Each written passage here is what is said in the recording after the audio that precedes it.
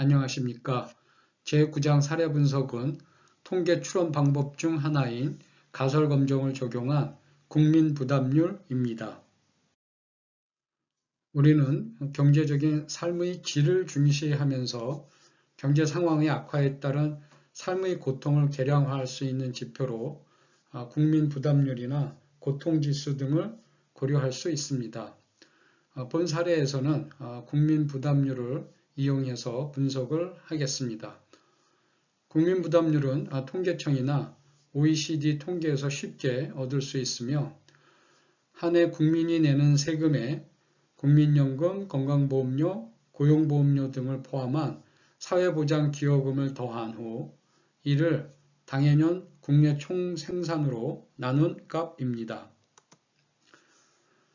1995년부터 2017년까지 23년 동안 우리나라의 국민 부담률을 살펴보면 꾸준히 증가한 것을 확인할 수 있습니다.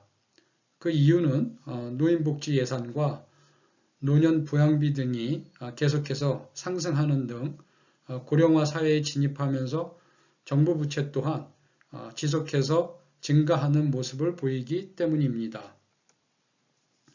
하지만 우리나라의 국민 부담률은 2017년 기준 경제협력개발기구 회원국 평균 34.2%보다 7.3% 낮은 26.9%이고 34개의 OECD 국가들 중 29번째라는 점에서 우리나라는 다른 OECD 국가에 비해 국민 부담이 상대적으로 크지 않음을 알 수 있습니다. 최근 OECD 자료에 의하면 주요 34개국에 대한 국민 부담률은 이 책의 표 9-4와 같습니다. 본 사례에서는 세계 국가들이 국민 부담률이 정규 분포한다고 가정하고 국민 부담률의 분산이 100이라는 가설을 설정한 후 5%의 유의 수준에서 양측 검정을 수행해 보겠습니다. 그때 P값도 계산을 할 것입니다. 이번에는 5% 대신 1%의 유의 수준에서 양측 검정을 수행해 봅니다. 그리고 5%의 유의 수준을 이용한 경우와 검정 결과가 달라진다면 그 이유는 무엇인지 살펴볼 것입니다. 제9장 사례 분석을 위한 엑셀 활용은 가설 검정을 위한 에텍 사용법입니다. 가설 검정을 위해 엑셀을 이용할 수 있지만 활용 범위는 매우 제한적이기 때문에 검정 통계량의 비교 대상이 되는 임계값을 계산하기 위해 사용할 수 있는 정도입니다. 하지만 엑셀의 추가 기능 소프트웨어인 에텍은 엑셀과 달리 모집단 평균, 모집단 비율, 모집단 분산의 가설 검정에 필요한 검정 통계량, 임계값, P값을 계산해주고 검정 결과로 귀무가설 기각 여부까지를 판단해 줍니다. 에텍을 이용해서 가설 검정을 수행하기 위해서는 오른쪽 그림과 같이 엑셀의 메뉴 표시줄에 추가 기능 탭에서 에텍 메뉴를 선택을 한 후 신뢰 구간 가설 검정을 차례로 선택을 하면 에텍의 메뉴 창이 열리게 됩니다. 이때 나타난 가설 검정 대화 상자는 아래 그림과 같습니다. 그리고 오른쪽의 그림은 가설 검정을 수행하기 위해서 선택할 수 있는 모스, 모집단 평균, 모집단 비율, 모집단 분산 중에서 모집단 비율을 선택한 경우를 보여주고 있습니다.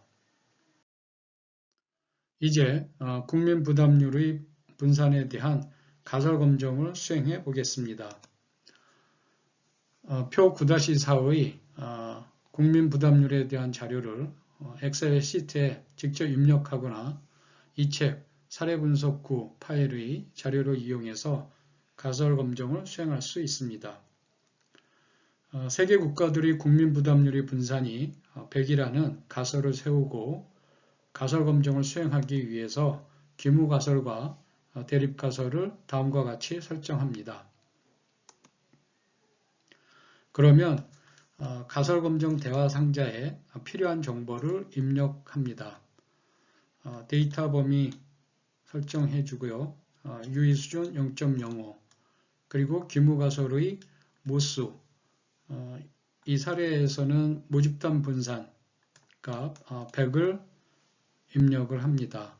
그리고 대립가설 유형 선택은 양측 그리고 가설 검정을 위한 모수는 모집단 분석을 선택을 한 후 실행 버튼을 누릅니다. 이와 같이 실행한 결과가 아래 그림에 출력되어 있습니다.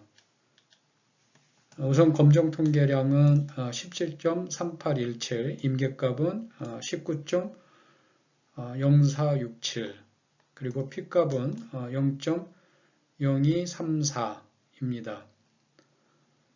계산된 검정 통계량이 임계값보다 작기 때문에 기각력에 속하게 돼서 5% 유의 수준에서 규모가설을 기각합니다.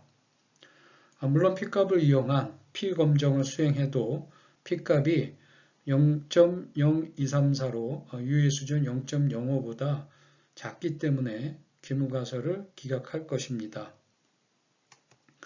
이번에는 5% 대신 1% 유의 수준에서 양측 검정을 수행하게 되면 임계값이 15.8153으로 작아지게 돼서 검정 통계량보다 작게 되어짐을 알 수 있습니다. 그렇게 되면 검정 통계량은 채택력에 속하기 때문에 규모가설을 채택하게 됩니다. 즉 5% 유의 수준을 이용한 경우와 다른 결과가 도출되는 거죠.